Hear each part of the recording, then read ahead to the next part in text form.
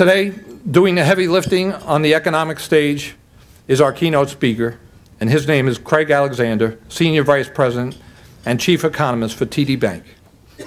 In his role, Craig manages a large team of economists that support all of the divisions, clients of TD Bank.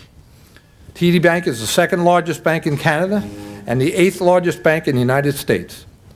Craig has 15 years of experience in the private sector as an economic and financial forecaster. He is also a regular commentator on public policy. Each year, Craig travels across the United States and Canada, speaking at more than 100 events about economic and financial developments. He personally writes research on a wide array of subjects and frequently called upon by the media to provide his perspective on pressing issues. In addition to his role at TD, Craig is a strong advocate for the cause of literacy and is a champion of the charitable sector. Craig is a former two-term president of the Canadian Association for Business Economics and is a graduate of the University of Toronto. Ladies and gentlemen, please welcome Craig Alexander. Thanks very much. The start of a new year is always a timely period to have an economic outlook session. People are always thinking about, what's in store. And when I was invited to come and speak at the session today, in advance I said, what would you like me to cover? And what I was told was, we'd like to know about what's the prospects for the national economy, the state economy, the local economy. It'd be interesting to hear about what you think about what's happening to fiscal policy. What about the Federal Reserve and its quantitative easing program? Where's the US dollar headed? And what about China, the European financial crisis? Oh, by the way, could you keep your remarks to about 15 to 17 minutes? So what I'm going to try to do is give you a whirlwind sort of economic and financial update, talk a little bit about where we've been, but also where we might be headed. And I hope it'll be food for thought, because then we'll have some opportunity for Q&A. Now, in terms of the economic outlook, the dominant economic story for last year was that the global economy experienced a renewed economic slowdown. And really, you can understand that investors and businesses felt like, we just can't seem to get a break. The economic recovery started in mid-2009. We had a good bounce in global economic growth in 2010, but ever since 2010, we've seen a steady deceleration of economic growth. And last year, the world economy slowed to a growth rate below 3%, and that is actually a very soft performance. So what was going on? Well, from a global point of view, one of the key stories was that Europe went back into recession. The European financial crisis has induced a renewed decline in a number of the economies, and ultimately, from a regional perspective, they experienced a contraction once again. But I have to say that, heading into last year, there was absolutely no signs that Europe had actually got its head around what was required to contain and deal with their financial crisis. They were serial planners. They kept coming up with a plan to have a plan, but never implementing. And when we were heading into last year, at this time last year, I was doing presentations, and in my PowerPoint deck, I had a picture of the cover of The Economist magazine that showed a picture of a black hole. And at the top it said, until politicians actually do something, ... And in the middle of the black hole it said, be afraid. Well, last year we actually saw progress finally take place in Europe. I would say last year things went about as smoothly in Europe as we could possibly have hoped.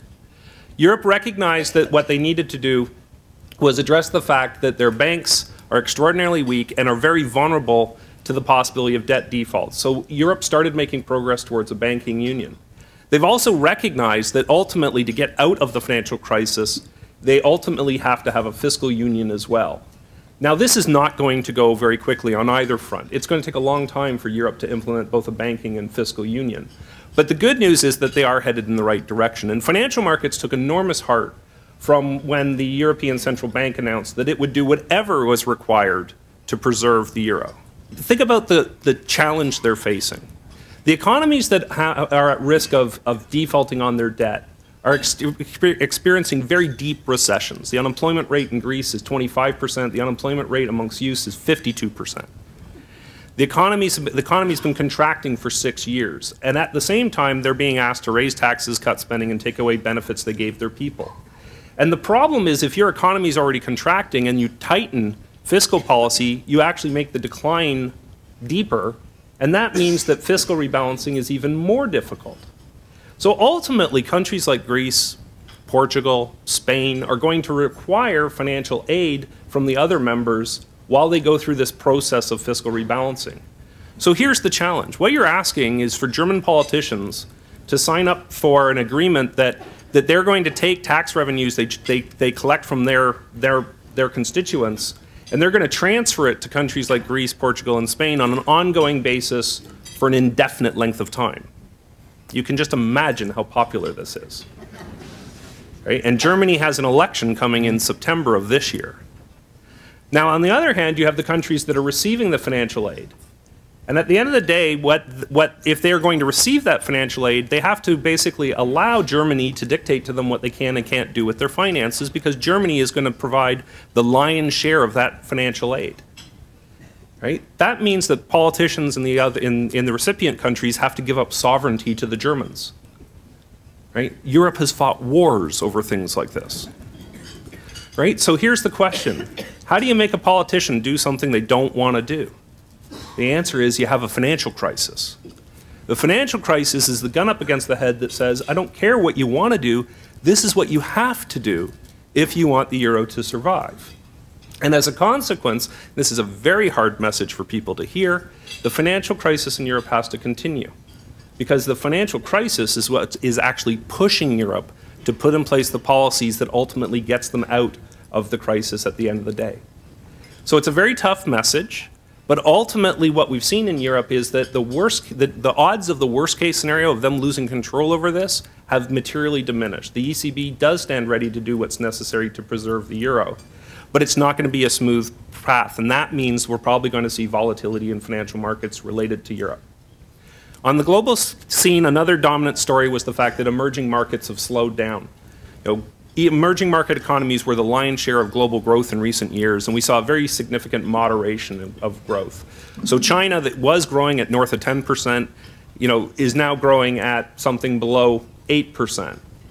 Now, in truth, we don't actually know how fast China's growing because we don't really believe their economic statistics. If you think about it, here it takes us 3 months to generate our best guess as to how the economy did in the prior quarter. China reports its economic growth numbers 2 weeks after the quarter closes. And I remember talking to a chief statistician about this, and he said, yeah, well, when you make up the number, it goes a lot faster. Right?